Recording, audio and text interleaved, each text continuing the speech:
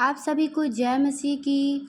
आज मैं परमेश्वर के वचन को पढ़ने जा रही हूँ। आप सभी इस वचन को ध्यान से सुनिए।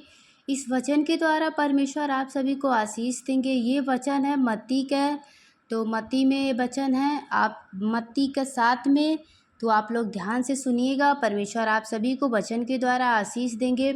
बेविचार, यहाँ परमेश्वर ने बेविचार के बारे में बताया है, तो आप लोग ध्यान से सुनिए। तुम सुन चुके हो कि कहा गया था, बेविचार ना करना, परंतु मैं तुमसे यह कहता हूँ कि जो कोई किसी स्त्री पर कुदृष्टि डाले वह अपने मन में उससे बेविचार कर चुका। हालेलुया।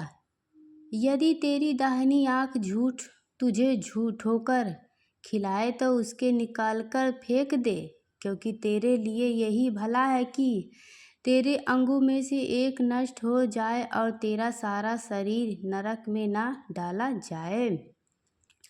यदि तेरा दाहिना हाथ तुझे ठोकर खिलाए तो उसको काटकर फेंक दे, क्योंकि तेरे लिए यही भला है कि तेरे अंगों में से एक नष्ट हो जाए और तेरा सारा शरीर नरक में ना डाला जाए। हालेलुया। तो आप लोग बेविचार से बचे रहिए और ध्यान से इस वचन को समझिए। तो आगे है तलाक। यह परमेश्वर ने आगे तलाक के बारे में समझाया है।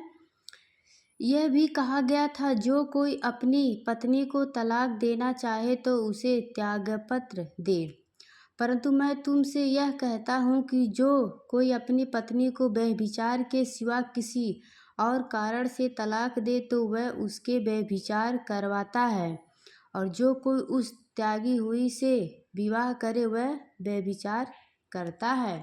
हालेलुया। तो आप लोग समझ गए होंगे आगे वचन में। तो परमेश्वर आगे वचन में कहते हैं शपथ, मतलब जो कसम खाते हैं उनके लिए यहाँ वचन में समझा है।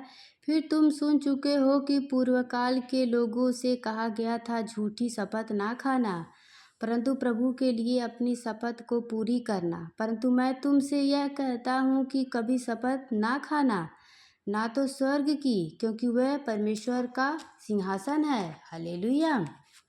ना धरती की, क्योंकि वह उसके पाँव की चौकी है, ना यरूशलेम की, क्योंकि वह महाराजा का नगर है। अपने सिर की भी शपथ ना खाना, क्योंकि तू एक बाल को भी ना उजाला ना काला कर सकता है, बालक को भी ना उजल ना काला कर सकता है, परंतु तुम्हारी बात हाँ कि हाँ या ना कि ना हो, क्योंकि जो कुछ इससे अधिक होता है वह बुराई से होता है। हालेलुया। तो मैं उम्मीद करती हूँ कि आप सभी को इस वचन के द्वारा समझ आया होगा। तो परमेश्वर आप सभी को वचन के द्वारा आशीष दे। तो यहाँ आगे वचन में परमेश्वर ने समझाया है प्रतिशोध के बारे में।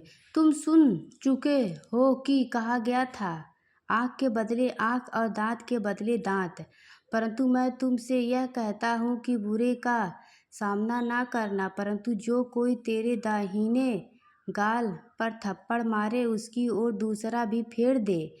यदि कोई तुझ पर नालिश करे तेरा कुर्ता लेना चाहे तो उसे दोहरा भी लेने दे। जो कोई तुझ कोस भर बेघर में ले जाए तो उसके साथ 2 कोस चला जा।